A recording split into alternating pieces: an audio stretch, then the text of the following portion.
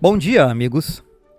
Eu gostaria também de agradecer aos cantores, foram maravilhosos. Certamente apreciamos a música. Bem, vocês devem estar se perguntando exatamente o que vai acontecer com a mensagem desta manhã. Como escapar das pragas vindouras. E a Bíblia é um livro que, de fato, contém boas notícias. Na verdade, a Bíblia termina com um final feliz. Mas às vezes, antes de chegarmos ao triunfo, temos algumas tribulações e provações. E, às vezes, antes de ter um bebê, há dores de parto e sangue. E é assim que você vê isso acontecer na história das Escrituras. Agora, na mensagem sobre como escapar das pragas vindouras, eu quero começar indo para Apocalipse, capítulo 14, e falar sobre as pragas na Babilônia. Porque realmente precisamos preparar o cenário. Agora que estamos vivendo em um mundo, vamos encarar isso. Temos uma praga agora mesmo. Caso você esteja se perguntando, não, eu não acho que a pandemia seja uma das 7 últimas pragas. Ela é uma praga. Na verdade, não é a pior praga que já tivemos. Se estudarmos a história da peste negra, da peste bubônica ou da gripe espanhola e observarmos a porcentagem de mortalidade, elas são extremamente graves, mas essa é definitivamente uma praga. Jesus nos disse que antes de sua vinda haveria pestilência. Essa pestilência não tem nada a ver com as 7 últimas pragas. Portanto, a peste a que Jesus se referiu está acontecendo agora. E veja o que aconteceu historicamente no mundo nos últimos anos com incêndios em grandes escalas, quebra de recordes, enchentes e pestes. Eu acho que Deus está tentando chamar a atenção das pessoas. Mas vejam o que Apocalipse 18 fala sobre a queda da Babilônia. E no verso 2, esse anjo que desceu do céu e clamou fortemente com grande voz, dizendo: Caiu, caiu a grande Babilônia. E ouvi outra voz do céu que dizia: Sai dela, povo meu. Vou contar um segredinho. Eu sou pai, eu tive 6 filhos, e às vezes é difícil ter crianças na igreja. Mas não podemos transmitir o vídeo se houver muito choro ao fundo. Não temos como deletar esse choro, só temos que arquivar o vídeo. Então eu quero dar aos pais a chance de tirar as crianças dali. O Apocalipse também fala sobre choro e lamentação. Portanto, isso se encaixa na mensagem de hoje. Tudo bem. Então, aqui ele diz para sair dela. A mensagem de Apocalipse, desse anjo em Apocalipse 18, saiam dela, meu povo, para que não participem de seus pecados e não recebam suas pragas. Agora, quando você lê sobre as pragas em Apocalipse, você as encontra principalmente no capítulo 16, é um prelúdio do capítulo 15. Então, obrigado. Eu acho que o tempo de angústia já começou. Pelo menos para mim. Muito bem. Vamos começar de novo. Quando lemos sobre a queda de Babilônia e as pragas do Apocalipse, para entender os ensinamentos da Bíblia, às vezes precisamos voltar atrás. Por exemplo, se você olhar em 1 Coríntios capítulo 10 e no verso 11, está falando sobre a experiência do Êxodo. E Paulo diz que tudo o que aconteceu com eles naquela época serviu de exemplo para nós sobre quem o fim do mundo chegou. E quando ele diz, sai dela, povo meu, isso remete ao tempo em que os filhos de Israel estavam no Egito. E eles foram chamados para sair do Egito. Na verdade, ele diz aqui em Apocalipse, sai dela, meu povo. Isso também está no Antigo Testamento. Ele diz, deixe meu povo ir. E assim, o povo de Deus está sendo mantido em cativeiro. Então, você lê em Êxodos 3, venha agora, pois eu enviarei a Faraó para que você tire o meu povo, os filhos de Israel, do Egito. E o Egito era cercado pelo Nilo, Babilônia é cercada pelo Eufrates, o Nilo é mencionado no Êxodo, o Eufrates é mencionado no Apocalipse, e você verá que nas 7 últimas pragas que cairão sobre o mundo nos últimos dias, Há muitos paralelos com as pragas que caíram sobre o Egito no Antigo Testamento. Portanto, para entender o que está diante de nós agora, achei que seria proveitoso darmos uma olhada no que aconteceu lá naquela época. Portanto, vamos começar no fim da Bíblia em Apocalipse e vamos pular para o início em Êxodos. Vá comigo para o capítulo 4 de Êxodo. E em Êxodo capítulo 4, 5, 6, 7, 8, 9, 10, 11, 12, 13 e 14, temos a história das pragas e eles estão saindo do Egito. Eu só vou destacar alguns pontos, obviamente, pois eu não posso ler esses 10 capítulos agora. Agora, quando Moisés recebe a ordem, ele vê o Senhor na sarça ardente. Deus diz, eu vou usar você. Tive que moldá-lo por 40 anos para humilhá-lo e prepará-lo. E agora você se torna o homem mais manso de todo o mundo. Eu vou usá-lo para tirar o meu povo de lá. Agora, Moisés se desqualifica e diz, eu não falo egípcio há 40 anos. Ele diz, minha língua é lenta, eu não consigo fazer isso. E Deus diz, veja quem fez a língua. Eu vou usar você. Quero que você vá a um faraó que não acredita em mim. E ele diz, faça esses sinais. Jogue sua vara no chão, coloque a mão no seu casaco, puxa para fora, ela ficará leprosa. Depois eu vou curá-la, sua vara vai virar uma serpente, depois vai virar uma vara novamente, e você vai levar esses sinais com você. E qual é o nome do Deus? Ele diz, eu sou o que sou. Eu quero que você vá. Então ele concorda com essa comissão. E algo interessante acontece. Muitas pessoas ignoram isso, mas eu acho que faz parte da história. Vá para Êxodo 4. A aliança é renovada. Êxodo 4, 24. E aconteceu que no caminho, ele está a caminho para fazer o que Deus disse. No acampamento, eu acho que se poderia dizer na estalagem, na parada para descanso, o Senhor o encontrou e procurou matá-lo. Podemos parar aqui? As pessoas dizem, o Senhor tentou matá-lo? Ele atirou contra Moisés? Ele errou o alvo? Moisés é rápido, fique parado para eu matá-lo. Se Deus queria matá-lo realmente, ele poderia fazer alguma coisa para impedi-lo? Então, o que significa ele queria matá-lo?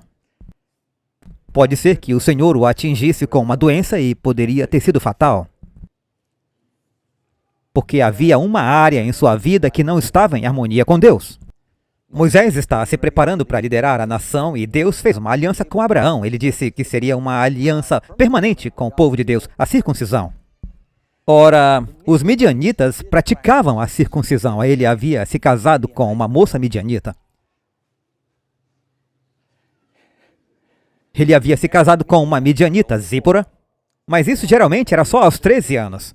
O que a Bíblia diz sobre os meninos hebreus? 8º dia.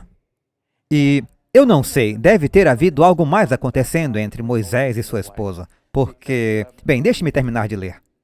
O Senhor o encontrou e procurou matá-lo. Então Zípora pegou uma pedra afiada, eles tinham ferramentas que usavam para isso, eram muito afiadas, então não se preocupe. Pegou uma pedra afiada e cortou o prepúcio de seu filho, talvez porque Moisés estivesse incapacitado por causa de uma doença, e a lançou aos pés de Moisés, e disse, certamente me és um esposo sanguinário. Agora, ela pode não ter ficado muito animada com a missão dele de sair de casa e levar a família para um confronto com o faraó, que poderia não terminar muito bem. E ela também pode ter achado que a prática era bárbara, como algumas pessoas no mundo ainda acham hoje. Mas, seja qual for o caso, havia uma área em que Moisés não estava obedecendo. Como você pode liderar o povo se não praticou o pacto em sua própria vida? Outras pessoas perguntam, e o menino? Moisés tinha 2 filhos. Ele teve Gerson e Eleazer, que significa Deus me ajudará. O mais velho provavelmente já havia sido circuncidado porque já havia passado dos 13. Eles haviam negligenciado o direito do mais novo. Quando Moisés começou a visitar o faraó, ela disse, você é um marido sanguinário. A primeira vez que Jesus derramou sangue não foi na cruz. Foi com 8 dias de idade, quando lhe deram um nome e ele foi circuncidado. Portanto, no início dessa experiência de nascimento da nação de Israel, quando Moisés vai ao encontro do faraó, há um derramamento de sangue do filho, outro tipo de Cristo. No final, falaremos sobre a Páscoa, o derramamento de sangue. É interessante que Moisés começa depois de 40 anos no deserto, porque ele sai do deserto para fazer sua maior obra. Foi depois de 40 anos ou 40 dias no deserto que Jesus veio para fazer sua maior obra. Há muitos paralelos entre Moisés, que Moisés nasceu de escravos, mas ele nunca serviu como escravo. Jesus nasceu de pecadores, mas ele nunca pecou. E A Bíblia nos diz que Moisés é um grande legislador, juiz, sacerdote, profeta. Jesus é um grande legislador, juiz, sacerdote, profeta. Moisés foi o mediador entre Deus e o povo. Jesus é o nosso mediador. Oramos em seu nome entre Deus e o povo, muitos paralelos. Portanto, ao analisarmos a história de sua libertação do Egito e a ida para a Terra Prometida, descobriremos algo sobre onde estamos agora na história, saindo da Babilônia para a Terra Prometida. Pragas em ambas as partes da Bíblia aqui. Portanto, depois dessa experiência, ele segue o que deveria fazer com o direito à circuncisão. Então o Senhor lhe diz, e agora há várias reuniões importantes que acontecem. Êxodo 4:27, o Senhor disse a Arão que fosse ao deserto e encontrasse com Moisés. Então ele foi encontrá-lo no monte de Deus. Que monte é esse? É o Monte Sinai. E Moisés provavelmente estava no lado oriental do Monte Sinai, no Monte Horebe. E ele chega e se reúne com Arão no monte. Na verdade, muitas coisas interessantes aconteceram naquela montanha ao longo do caminho. Não via seu irmão há 40 anos. E antes disso, não havia passado muito tempo com Arão porque ele estava no palácio do Egito. Então ele viu seu irmão mais velho e o beijou. Agora, nesse momento, Moisés está totalmente resignado. Ele não é egípcio. Ele não é midianita. Ele vê a Arão e diz: esta é a minha família, este é o meu povo. E ele se torna o líder do seu povo. Ele tinha que cumprir o dever à circuncisão. Ele abraçou Arão, seu irmão, e que não era apenas um velho escravo. E eles se encontram na montanha onde a outra aliança foi feita, os 10 mandamentos. Em Êxodo 4, verso 29, Moisés e Arão foram e reuniram todos os anciãos. Eles foram do Monte Sinai de volta ao Egito e convocaram todos os anciãos do Israel. Antes de falarem com o faraó, eles falaram com o povo. Essa é uma passagem muito importante que as pessoas ignoram, e algo aconteceu aqui que é extremamente profundo e significativo. Eles reuniram os anciãos e disseram o que Deus estava prestes a fazer. E há coisas que devem ser lidas nas entrelinhas. Por exemplo, eles disseram: vejam, vocês estiveram no Egito, vocês estão se afastando do Deus de nossos pais Abraão, Isaque e Jacó. E se vocês querem ser libertados por Deus, bem, vocês precisam renovar a aliança que Deus fez com Abraão. Vocês estão orando a esses deuses pagãos? Alguns de vocês estão jogando seus bebês no rio? E não estão guardando o sábado, estão trabalhando 7 dias por semana? Vocês precisam se comprometer novamente com o Senhor, e o povo adora a Deus. É o que diz o texto. Depois que eles tiveram essa conversa, eles dizem: Deus está vindo para livrá-los. Ele viu a aflição de vocês e então inclinaram suas cabeças. É o verso 31. Eles inclinaram suas cabeças e adoraram. Não existe uma adoração envolvida na saída da Babilônia nos últimos dias. O que o poder da besta obriga? Ou você adora a besta ou adora a Deus. Portanto, há uma questão de adoração que você vê aqui. Agora, vamos para o capítulo 5. Depois disso, Moisés e Arão entraram e disseram a Faraó. Nem sei como eles conseguiram uma audiência, mas de alguma forma, eles foram e disseram a Faraó: assim diz o Senhor Deus de Israel: deixe o meu povo ir, para que me celebrem uma festa no deserto. E o faraó disse: quem é o Senhor? Eu não conheço o Senhor, não vou deixá-los ir. Agora, eu não tenho tempo para ler tudo o que está acontecendo na história entre os dois, mas só quero que vocês saibam que o faraó ficou chateado. Veja no verso 5, o faraó diz: veja, o povo da terra é muito numeroso, e vocês os fazem descansar de seu trabalho. Essa palavra descanso, se você procurar no seu celular, você vai ver que essa palavra é Shabbat. E diz: vocês estão fazendo com que eles descansem. Um pouco mais tarde, no mesmo capítulo, o faraó diz: não dê ouvidos a palavras ociosas, não acreditem na palavra. Moisés e Arão haviam dito a eles que precisavam renovar seu compromisso com o Senhor, obedecer seus mandamentos. E o que você acha que foram essas palavras? Eles conversaram com o povo, e o povo agora estava guardando o sábado, e o faraó disse: eu sei o que está acontecendo aqui, vocês estão fazendo eles descansarem. Eu vou tornar impossível que eles descansem. Eu vou aumentar a sua carga de trabalho, não lhe dando palha. Portanto, veja que aqui, antes da grande libertação, houve uma renovação, uma redescoberta do sábado e uma contenda, uma controvérsia sobre o sábado e o descanso. Pode acontecer novamente? Então vêm as pragas. Preparem-se para o impacto, amigos. Acho que estamos vivendo nos últimos dias. Diz, vocês estão fazendo com que descansem do seu trabalho. Agora, à medida que passamos pela estratégia do diabo para nos impedir de sair da Babilônia, do Egito, mesma coisa. Deixe-me fazer uma analogia que eu acho que eu estou tomando como certa e que todos entendem. A experiência do êxodo é uma metáfora para a salvação. Ela realmente aconteceu, mas é uma história de salvação. O faraó, quem ele representa nessa história? O diabo, Lúcifer, Satanás, o adversário. Ele está tornando as pessoas escravas. E todos nós somos escravos do pecado. Moisés aparece como um grande libertador. Quem ele representa? Jesus. Você e eu somos os escravos que querem ser libertados.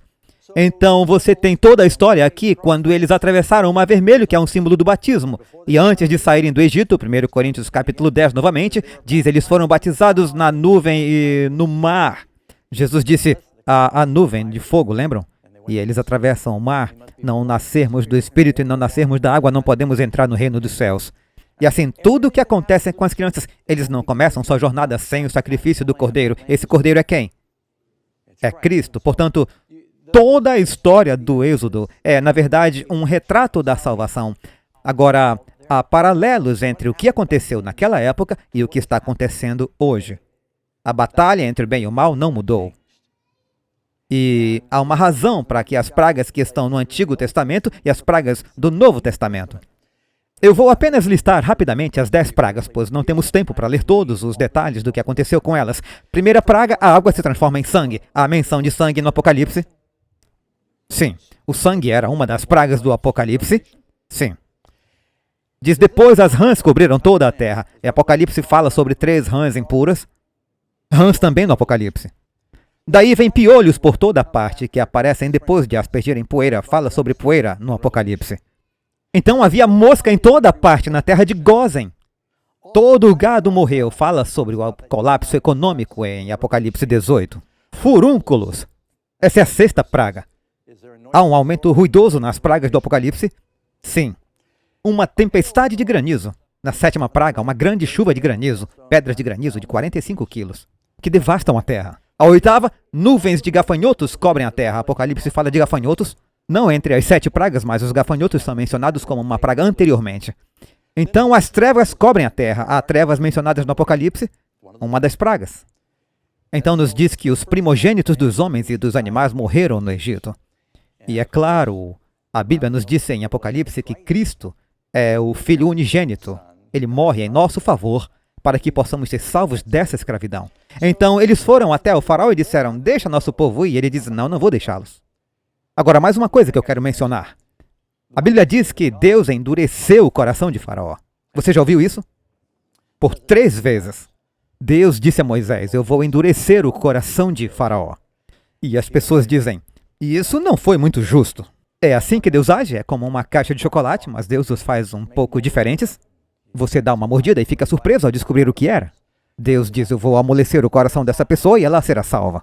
E vou endurecer o coração dessa para ela se perder. E depois eu vou puni-la pelo coração duro, embora eu tenha feito isso. Não seria muito legal se Deus dissesse, eu vou fazer com que você seja orgulhoso, teimoso e pecador, e você não será capaz de mudar, e então eu vou puni-lo por ser do jeito que eu fiz. Veja, há um problema com essa teologia. Deus é bom, Deus não é cúmplice do mal de forma alguma. Isso precisa ficar claro. Se você observar o capítulo 9 de Êxodo, verá que Faraó endureceu seu coração. Faraó endureceu seu próprio coração. Então por que o texto usa essa linguagem de que Deus disse eu vou endurecer o coração de Faraó? O que realmente está sendo dito é que nas circunstâncias que Deus traria, porque Faraó era tão orgulhoso, ele endureceria seu coração. Deus endureceu seu coração por meio das circunstâncias, mas a escolha foi de Faraó. Eu ouvi um pastor explicar isso da seguinte forma. Você tem a luz do sol e o sol brilha em 2 materiais diferentes. Um material é a cera e o outro é a argila. O mesmo sol incide sobre ambos. A cera amolece e a argila endurece. O problema não é com a luz do sol, o problema é com a substância. Conhecendo o orgulho no coração de Faraó, as circunstâncias que Deus enviou endurecem seu coração. Mas Faraó fez a escolha. Todos nós somos livres. Assim como o diabo era livre, mas ele escolheu ser orgulhoso, ele endureceu seu coração. Portanto, eu quero deixar isso bem claro, pois Deus não disse simplesmente, bem, nessa história eu preciso de um peso, eu preciso de um bode expiatório. Quem seria? Acho que será o Faraó. A mesma coisa com Judas. As pessoas dizem que Deus fez com que Judas cumprisse a profecia e que ele não tinha escolha, então ele seria o vilão. E daí Deus vai puni-lo? Não, Judas era livre e fez sua própria escolha. É por isso que a Bíblia diz, quem quiser. Certo? Escolham hoje a quem querem servir. Deus não quer que ninguém pereça. Ele cria o potencial para que todos sejam salvos. Cristo morreu por todos. Não é isso que a Bíblia diz? Eu só queria tocar nesse assunto porque ele está na história. Tudo bem. Primeira praga, a água se transforma em sangue por 7 dias. Mas depois de 7 dias, o faraó ainda não mudou. E também não chama Moisés. Fica quase impossível para eles beberem da água, porque tudo vira sangue no rio, e diz que o rio cheirava mal. Os peixes ficavam boiando e isso cheirava muito mal depois de 2 ou 3 dias. Mas ele endurece o coração. Daí vem a segunda praga, as rãs. E as rãs cobriram completamente a terra. E elas estavam pulando por toda parte. Eu nunca tinha visto uma praga de rãs antes. Eu já vi muitos sapos em um só lugar, mas eu costumava pegar sapos quando eu era jovem e costumava competir com eles em concursos de saltos. Nós tínhamos muitos sapos na Flórida. E meu meio-irmão e eu tínhamos arpões. Colocávamos todas as rãs na piscina e decidimos ver se conseguíamos flechá-las. Eu acho que não acertamos nenhum sapo, mas toda vez que o arpão acertava a borda da piscina, fazia uma grande marca no concreto. Meu pai descobriu. Eu nunca me esqueci daquelas rãs.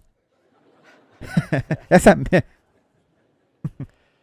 é a minha história com sapos. Mas diz que a água foi destruída pelo sangue, mas as rãs entraram em seus fornos e maçadeiras. E destruiu sua comida. Portanto, essas 2 primeiras pragas estão afetando o pão e a água. E Faraó diz, homem, já chega! E chamou Moisés e Arão e disse, tudo bem, supliquem ao Senhor para que ele tire as rãs.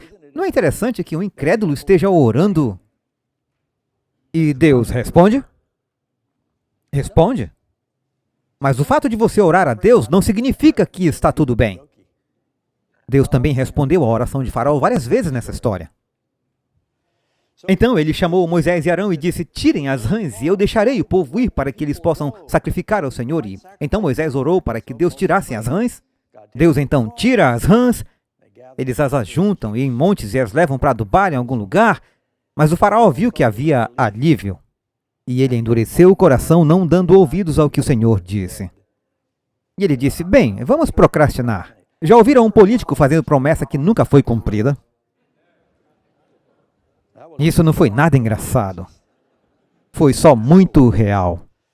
E ele disse, olha, eu continuo prometendo. E enquanto eu prometer, a praga vai embora.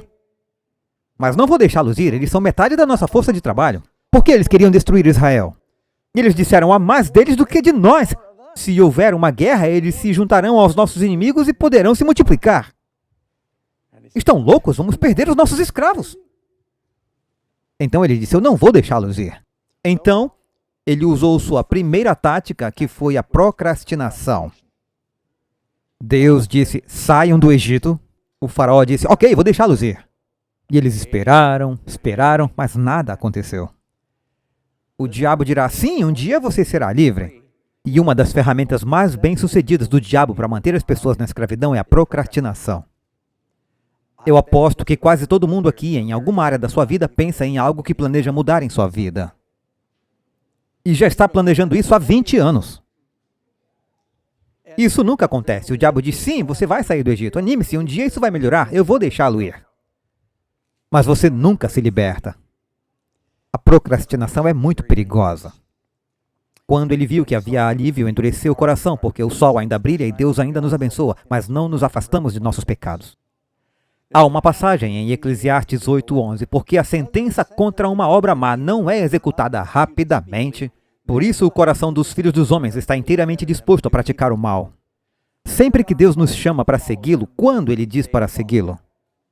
Hoje, se ouvir a sua voz, agora é o momento. Quando Jesus chamou os apóstolos, diz que eles imediatamente abandonaram suas redes e o seguiram. Chama Mateus, que se afasta da caixa registradora e segue Jesus. Ele chama Zaqueu e diz: se apresse e desça, pois hoje eu preciso comer em sua casa. Sempre que Cristo nos chama, Ele nos chama para irmos até Ele agora.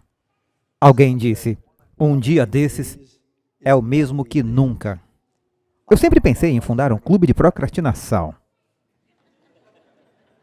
mas nunca consegui fazer isso. Alguém disse que a procrastinação é a arte de se manter em dia com o dia de ontem.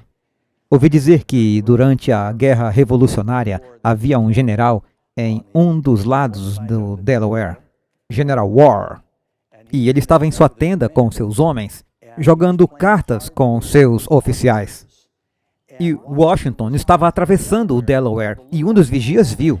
E um mensageiro foi enviado com uma carta de emergência para o General War, que dizia: Washington está atravessando o Delaware, e ele entrega a carta, mas ele está jogando cartas.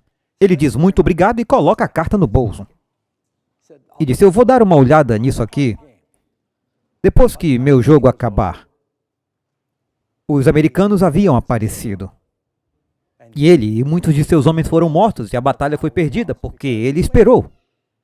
E é verdade que muitas vezes perdemos muitas batalhas porque procrastinamos. Certo, vamos voltar às pragas. Temos a segunda praga, temos a terceira praga, que são os piolhos por toda parte. E finalmente a quarta praga, que são as moscas. Mas não são como aquelas moscas que só incomodam. São como aqueles mutucões de cavalo, maiores que uma cigarra. E elas entravam na casa de todos, e o faraó, sua família e seus servos estavam sendo picados. Ele chamou Moisés e disse: eu vou deixar. Vejam Êxodo 8:28. Eu os deixarei ir. Vocês podem sacrificar ao seu Deus no deserto, mas não vão muito longe. Vocês podem ir lá fora, mas queremos manter os olhos em vocês. Temos que enxergar vocês do topo da pirâmide. Basicamente, ele está dizendo: vocês podem ir, mas não muito longe. Queremos vigiá-los, não vão tão longe. E intercedam por mim. Essa não é outra tática do diabo dizendo: você pode ser cristão, mas não vá muito longe. Os seguidores de Jesus não tinham que ir a todo lugar. Ele disse: se você quer me seguir, precisa tomar sua cruz, crucificar-se, abandonar tudo o que você tem e me seguir. Para seguir a Jesus, ele disse: eu não posso estar em segundo lugar em sua vida. Eu não posso ser o número 2. Busquem primeiro o reino de Deus. Como Pedro acabou negando a Jesus, diz que ele seguiu Jesus à distância. João foi até a sala do julgamento, mas Pedro não queria parecer como se estivesse ligado a ele. Então ele se afastou e ficou com os servos, os inimigos de Cristo. Quando Jesus estava sendo julgado, finalmente uma moça o reconheceu e disse: você é um deles. E pela associação ele se comprometeu e disse: eu nem sei quem ele é. Você já negou o Senhor por suas ações? Não quis que as pessoas soubessem que você era um cristão? Seguiu à distância? Atos 5, verso 1. Vocês lembram do que aconteceu na igreja primitiva? Ananias e Safira morreram porque prometeram dar 100% e deram só uma parte. Meu Jesus me guia sempre. Ainda não chegamos lá, mas é o próximo hino. Temos que segui-lo até o fim. Bem, isso não funcionou. Moisés disse: vamos até o fim. O faraó disse: nem pensar. Então mais pragas vieram. Vieram a quinta e a sexta pragas. Todos os animais morreram e o povo ficou cheio de furúnculos. Uma tempestade de granizo devastou a terra e derrubou as árvores. Relâmpagos e trovões assustando até a morte. A propósito, há trovões e relâmpagos na sétima praga do Apocalipse. Sim. E fogo do céu. Então, quando a oitava praga chega, é o gafanhoto. Eu já vi uma praga de gafanhotos em Nevada. Eles simplesmente cobriram o chão. Conseguimos expulsá-los. Mas você sabe qual a maior praga de gafanhotos na história registrada? América do Norte. Foram chamados de gafanhotos das montanhas rochosas e em um determinado momento eles atingiram mais de 1000 milhas em todo o país. Dá para imaginar isso? O mais incrível é que não é possível encontrar um único gafanhoto nas montanhas. Não se sabe o que aconteceu. Nem mesmo os fazendeiros encontraram nada, desapareceram. Mas vocês podem ler sobre a história dos gafanhotos que cobriram a América do Norte. Essa praga que assolou o Egito, dizem que nunca houve nada igual. O céu escureceu. Qualquer coisa viva que estivesse por perto, eles pousavam em cima e devoravam. O chão ficou negro, eles estavam rastejando por toda parte. Não se podia pisar em lugar nenhum sem ouvir o crunch, crunch. Era horrível. Então o faraó pegou a linha direta e chamou Moisés e Arão novamente e disse: vão servir ao Senhor seu Deus. Mas ele é tão orgulhoso que ele não consegue se conter. Mas quem vai? Moisés disse: vamos com nossos jovens e velhos, nossos filhos e filhas, nossos rebanhos e nossas manadas. Precisamos fazer uma festa ao Senhor, todos nós. Ele disse: é melhor que o Senhor esteja com vocês quando eu os deixar ir com os seus pequeninos. Cuidado, o mal está à frente, é perigoso lá fora. Deixem seus filhos aqui. Por que não vão agora só os homens? Deixem as mulheres e as crianças. E sirvam ao Senhor, pois é isso que desejam. E eles foram expulsos da presença do faraó. Bem, isso já não era de se esperar? Moisés poderia ter dito: tudo bem, só vão os homens então.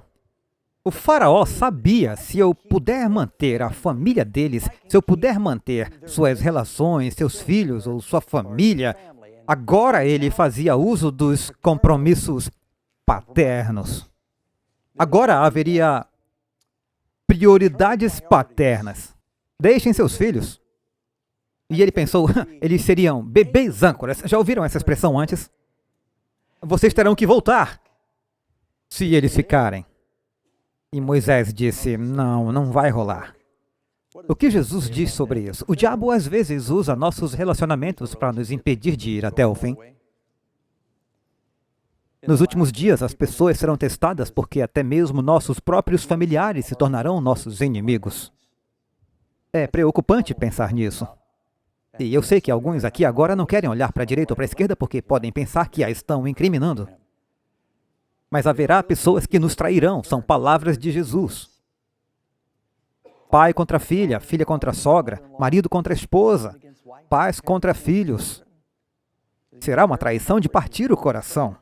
Jesus disse, Mateus 10:37, quem ama o pai ou a mãe mais do que a mim não é digno de mim. Quem ama o filho ou a filha mais do que a mim não é digno de mim. Alguém se aproximou de Jesus e disse: Senhor, eu quero segui-lo, mas deixe-me primeiro enterrar meu pai. O que Jesus disse? Ele disse: deixe os mortos enterrarem seus mortos e siga-me. Quando se trata de seguir a Jesus, não há segundo lugar. Ele deve ser o primeiro e, enquanto isso, algumas pessoas fazem um acordo com o faraó, dizendo: eu vou comprometer meus relacionamentos me casando com alguém de fora da minha fé. Eu vou lhe dar estudos bíblicos e depois convertê-lo. É melhor convertê-los primeiro, amigos, porque isso nem sempre acaba bem. A Bíblia é bem clara sobre o jugo desigual. E essa é uma das táticas que o diabo usa para ancorar as pessoas no Egito. Portanto, o faraó está tentando reter algo, certificar-se de que os escravos voltarão. Então ele diz: deem-me seus filhos. Depois vem a 9ª praga, trevas sobre toda a terra.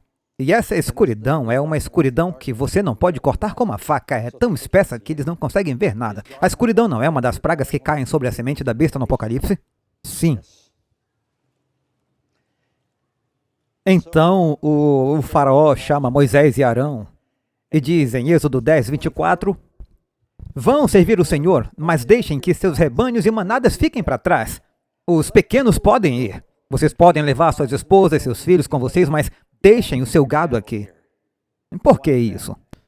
Jesus disse, aonde estiver o seu tesouro, aí está o seu coração. E ele pensou, se eu tiver o seu tesouro, se eu tiver os seus bens, se eu tiver suas propriedades, algumas pessoas são escravas de suas coisas. Não podem fazer uma viagem missionária porque alguém tem que ficar em casa cuidando das coisas. Eles nunca saem do Egito porque precisam comprar mais coisas. Precisam pagar suas coisas. E nos tornamos escravos do materialismo. E assim, quando o diabo não consegue conquistá-lo por meio de um compromisso parcial ou de seus relacionamentos, ele tenta conquistá-lo por meio do materialismo, por meio de suas posses e propriedades. E o que a Bíblia diz sobre isso? Lucas 14:33, da mesma forma, Qualquer de vocês que não renunciar a tudo o que tem não pode ser meu discípulo. Pastor Doug, o senhor está dizendo que devemos colocar tudo na sacola de doações quando sairmos da igreja hoje? Não, você deve dar tudo o que tem ao Senhor quando entregar a Ele de todo o coração. Tudo o que você tem, se você é um cristão de verdade, você é simplesmente um mordomo da propriedade de Deus. Eu nunca vi um carro fúnebre com um caminhão de mudanças atrás. Você não vai levar nada. Tudo pertence a Ele. Mateus 19, 21. Vocês querem ser perfeitos? Vendam o que têm, deem aos pobres e terão tesouro no céu e sigam-me. O jovem rico ouviu isso e foi embora triste, pois tinha muitos bens. De que adianta ganhar o mundo inteiro e perder sua alma? E o faraó conhecia algumas dessas pessoas. Eram pastores e eles voltariam para buscar seus bens. Vamos capturá-los e torná-los nossos escravos novamente. Pedro disse a Jesus, eis que deixamos tudo e te seguimos. Pedro não tinha uma casa? Sim. Mas colocaram Jesus em primeiro lugar em suas vidas. Um dos versículos que me vem à mente é aquele em Lucas 17, falando sobre a segunda vinda. Cristo está avisando, e ele aponta lá atrás. Naquele dia, quem estiver no eirado e seus bens estiverem em casa, não desça para levá-los. E da mesma forma, quem estiver no campo, não volte atrás para pegar seu casaco. Quando vemos que o Senhor está se aproximando, Ele diz, se você estiver no telhado, não perca tempo nem mesmo para voltar à sua casa e pegar seus objetos de valor. Corra pela sua vida. E então Jesus diz, qual é o verso mais curto da Bíblia? Jesus chorou, certo? E o próximo verso mais curto. Lembrem-se da mulher de Ló, que olhou para trás e viu todo o seu tesouro, suas posses, seu povo, e estava em Sodoma. Ela olhou para trás. Cristo disse, qualquer homem que põe a mão no arado e segue-me e olha para trás não é digno do reino. Ele é o seu Criador. Ele merece isso? 100%. E Ele o ama mais do que qualquer pessoa no mundo vai amá-lo. Ele disse, eu tenho que ter seu coração. Não deve haver substituto. Anos atrás eu fui a Pompeia, às ruínas aos pés do Monte Vesúvio, onde o vulcão explodiu, acho que em 79 depois de Cristo, e pegou todas as pessoas de surpresa. Várias pessoas escaparam. Havia muitos sinais de alerta de que a montanha iria explodir e elas conseguiram escapar, mas muitas pessoas foram pegas pelas cinzas e pelos gases que desceram e puderam vê-los rolando colina abaixo. Largaram tudo e correram para a costa. Muitos entraram em barcos, fugiram e sobreviveram. Plínio, o jovem, escreveu um relato em primeira mão sobre o que aconteceu em Pompeia. Mas quando eles estavam escavando, e ainda estão escavando, eles encontraram um tipo de esqueleto. Era de uma jovem, e pelo seu esqueleto eles puderam ver que já estava do lado de fora da cidade, e que evidentemente estava fugindo. E achou que tinha tempo ainda de voltar e entrar.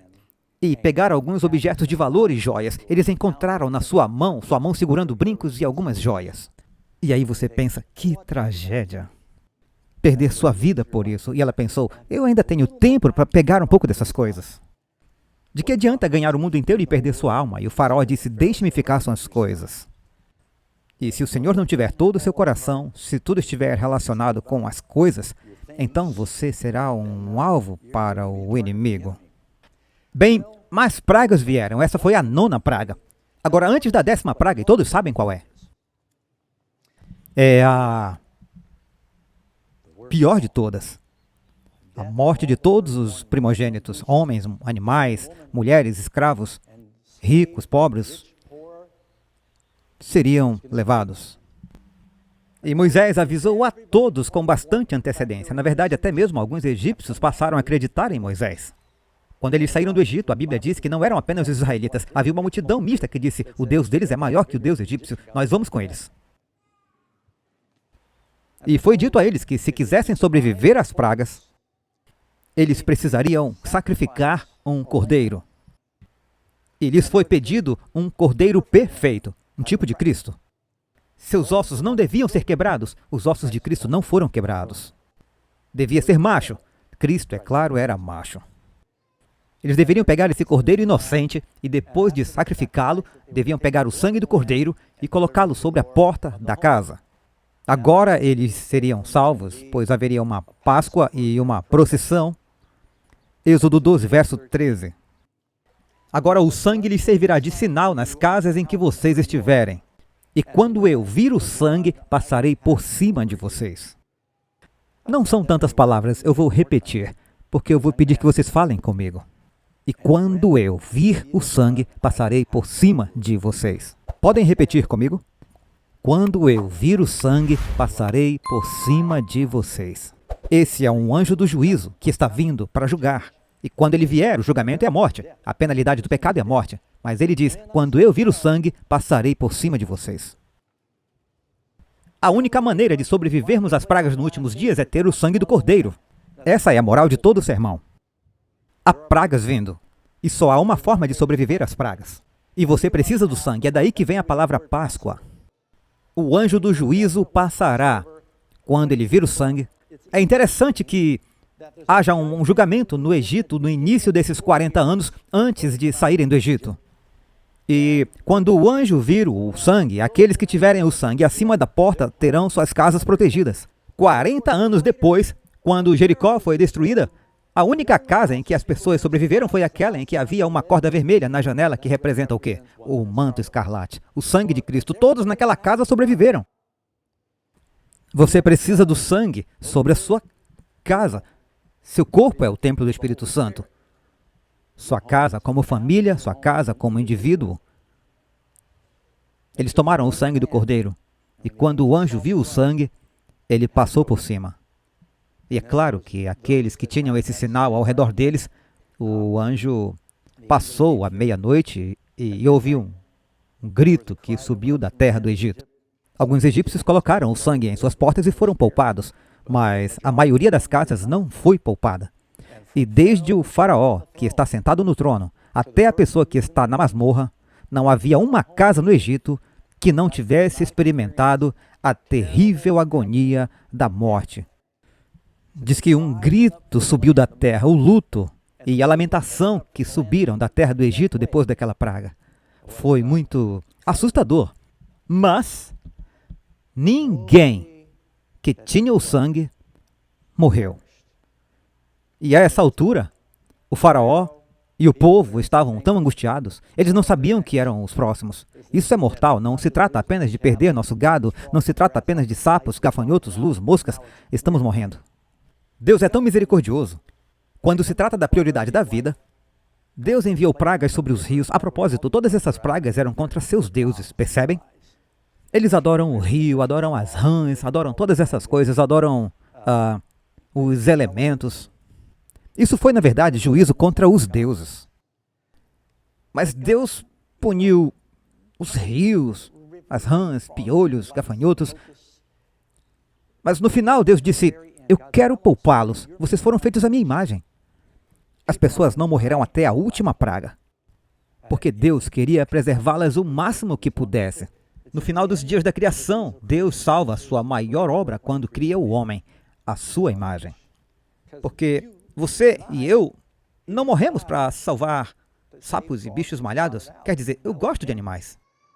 Mas ele morreu para nos salvar. O sangue é para nos salvar. Ele esperou o máximo. E nesse momento o faraó diz, saiam da cidade. Vão embora agora. E assim eles fazem. Arrumam as coisas, comem a refeição da Páscoa. E como eles a comem? Vocês podem ler sobre isso em Êxodos 12, verso 13.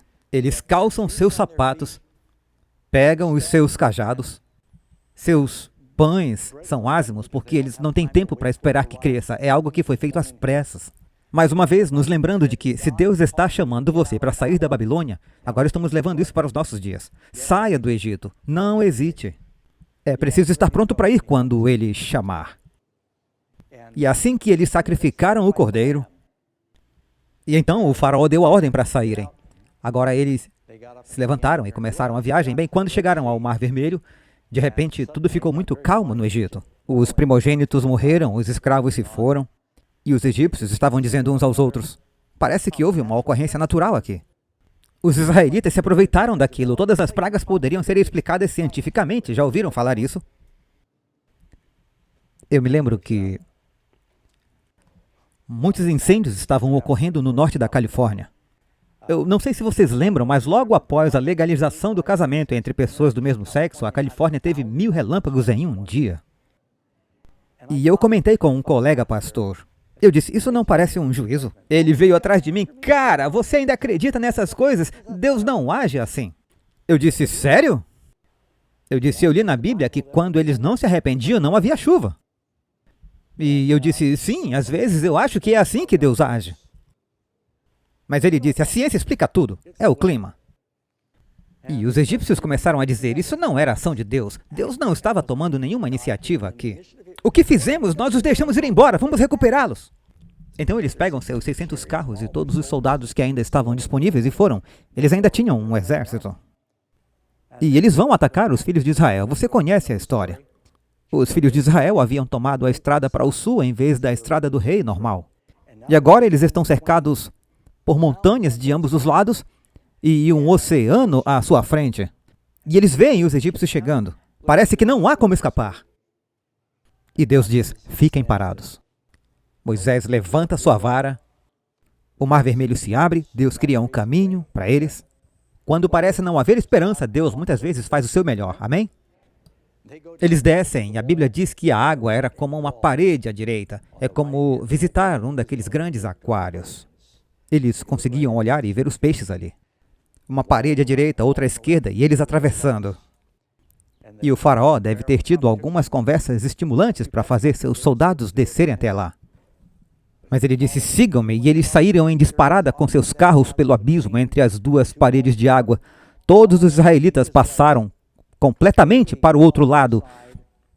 E então as paredes começaram a vazar para o faraó e seus exércitos, pois dizem que as suas rodas ficaram presas na lama. O solo estava seco quando os filhos de Israel passaram para o outro lado. A muralha começou a vazar e isso teria sido um aviso para que os soldados dessem meia volta e saíssem dali. Mas eles continuaram, ficaram presos na lama e logo Deus liberou o seu poder. Os anjos liberaram os 4 ventos e aquelas muralhas se chocaram e nenhum egípcio foi poupado. No dia seguinte, diz que eles viram os egípcios na praia. Diz que ele jogou o cavalo e o cavaleiro no mar. O que dizem em Apocalipse? A Babilônia foi derrubada. Se olharmos para a linguagem de libertação do Êxodo e para a linguagem do Apocalipse, veremos paralelos surpreendentes. Talvez porque Deus esteja nos dizendo que estamos nas fronteiras da libertação. Ele está nos dizendo para não transigirmos com o faraó. Muitas pessoas se perderão porque estamos fazendo acordos com o diabo. E ele está dizendo que você precisa ter 100% de comprometimento, que precisa estar disposto a 100% a sair do Egito, da Babilônia. É isso que Deus está exigindo de seu povo. Então temos as pragas e o castigo. Moisés estendeu a mão sobre o mar, e quando a manhã apareceu, o mar voltou à sua profundidade total, enquanto os egípcios fugiam para dentro dele. Então o Senhor derrubou os egípcios do meio do mar. Há uma citação interessante no livro Eventos Finais, na página 240. O Senhor Deus de Israel executará juízos sobre os deuses deste mundo, como sobre os deuses do Egito. Com fogo, inundações, pragas e terremotos, ele destruirá toda a terra. Então seu povo redimido exaltará o seu nome, tornando-o glorioso na terra. Os que estão vivendo na última parte da história terrestre não se tornarão versados nas lições de Deus. Temos tempo ainda e eu quero ler mais uma citação para vocês. Está no livro Grande Conflito. Quando Cristo cessar de interceder no santuário, quando Miguel se levantar, será derramada a ira que sem mistura se ameaçar a fazer cair sobre os que adoram a besta e sua imagem e recebem o seu sinal. As pragas que sobrevieram ao Egito quando Deus estava prestes a libertar Israel eram de caráter semelhante aos juízos mais terríveis e extensos que devem cair sobre o mundo precisamente antes do libertamento final do povo de Deus. Estamos vivendo nesse momento importante, temos um mundo que está escravizado, Deus está chamando as pessoas para a liberdade. Jesus, como Moisés, está dizendo, sigam-me e eu os tirarei daqui, mas ele precisa de 100% de comprometimento. Só há uma maneira de escaparmos das pragas que estão por vir. Quando o anjo vir o sangue, ele passará por cima. Você está consagrado a Cristo, você entregou sua vida a Ele. Você pediu que Jesus cobrisse seus pecados sob seu sangue. Eu lembro de ter lido um fato histórico interessante, que quando o povo da Holanda do Norte, na Holanda de Rotterdam, se rebelaram no século XVI contra o rei da Espanha. E ele enviou seu exército para destruir as pessoas da cidade. Bem, eles resistiram o máximo que puderam. Resistiram ao exército espanhol, mas finalmente aquela cidade na Holanda caiu. E quando os espanhóis romperam as muralhas e a cidade caiu, eles não tiveram misericórdia de nenhum dos habitantes, porque eles haviam lutado contra o rei da Espanha. E decidiram aniquilar todos os homens, mulheres, velhos, jovens. Eles foram de casa em casa. O exército cercou a cidade, massacrando as pessoas. E havia pessoas nessa única casa chamada de Casa dos Mil Terros. Você já vai entender o porquê. Essa casa estava cheia de mulheres e crianças. Eles ouviram que o julgamento estava chegando à cidade e os soldados estavam passando e estavam massacrando todos nessa cidade. Um jovem teve uma ideia, ele barricou a porta o melhor que ele pôde. E eles pegaram uma cabra. Eles costumavam ter seus pequenos estábulos onde as cabras leiteiras ficavam ao lado da casa, não muito longe dali. Ele pegou uma cabra, trouxe-a para dentro da casa, fez uma barricada, sacrificou a cabra e quando o exército se aproximou da casa, pegou uma vassoura e empurrou o sangue da cabra por baixo da porta. Os soldados começaram a tentar derrubar a porta e um deles viu o sangue saindo por debaixo da porta e disse: "Parece que nossos soldados já estiveram aqui e fizeram seu trabalho." E eles foram embora. As pessoas na casa esperaram 3 dias até saberem que os soldados haviam deixado a cidade e sobreviveram por causa do sangue. Bem, há um tempo de julgamento chegando a este mundo e a única maneira de estarmos seguros é estarmos sob o sangue do Cordeiro. E para assumir esse compromisso, eu tomarei minha cruz e seguirei Jesus até o fim. Deus está chamando o seu povo para fora da Babilônia, porque os que permanecerem na Babilônia diz que as pragas cairão sobre a Babilônia. A maneira de sairmos da Babilônia é nos achegarmos a Cristo e nos afastarmos dos pecados do mundo. É esse o seu desejo? Deus amoroso, acreditamos que, ao olharmos para essa história de hoje, de Êxodo, vemos ecos do que está acontecendo em nossos dias agora. Eu oro para que possamos aprender com essas lições que são exemplos para nós e que possamos seguir por todo o caminho, que o Senhor nos impeça de fazer concessões ao diabo e nos ajude a ver quais são os seus artifícios. Perdoa-nos pelas vezes em que fizemos concessões, Senhor. E eu oro para que cada um de nós, em nossos corações, resolva, por meio de sua graça e com sua ajuda, ir até o fim e sair até o fim, Senhor. Abençoa cada pessoa, ajuda-nos a saber como aplicar essas mensagens em nossa vida e nos dê a graça e a força para fazer isso. Eu oro para que possamos ser cristãos bíblicos genuínos neste momento tão importante da história do mundo. Também, Senhor, queremos orar para que o Senhor esteja com aqueles que, em nosso grupo, que estão lutando e doentes. Por favor, abençoe o programa evangelístico que começa em algumas semanas. Derrama o teu Espírito sobre esse evento, em nome de Jesus. Amém. Hi friends, Pastor Doug Batchelor. We're here at the Amazing Facts booth at the National ASI Convention, and we're looking forward to seeing all of you for the special convocation April 17. We hope that you'll come with a smile and be praying for the event. Hola mis queridos hermanos de Brasil. Tengo planes de estar en Sao Paulo del 17 al 21 de abril del año 2025. El título del campamento es El Camino Angosto. Ojalá que puedas asistir. Vamos a estudiar la Biblia profundamente y sé que Dios te va a bendecir. Te esperamos allá. Hello friends, this is Pastor John Ross. I'm here at ASI and I want to remind you about the upcoming series of meetings called The Narrow Way, April the 17th through the 21st. We hope you're going to be there. So if you're planning on coming, you want to register. We've got some great speakers. Pastor Doug Batchelor, myself, and many others are going to be there to inspire you with great messages, wonderful music. So plan now to be there. God bless. I am extremely excited to join you guys in Sao Paulo next year. The reason is because the theme, Caminho Estreito, is a great theme because it focuses us on the fact that the way to heaven is not multiple, it's not divided, it's very simple, it's straight, and it's narrow. And the excitement of what Christ can do when the Holy Spirit is poured out there, you will not want to miss this. This will be the most powerful event to ever come to the country of Brazil by the grace of God. So if you're on the line, you're on the fringe, make the decision. God bless you. I'll see you soon.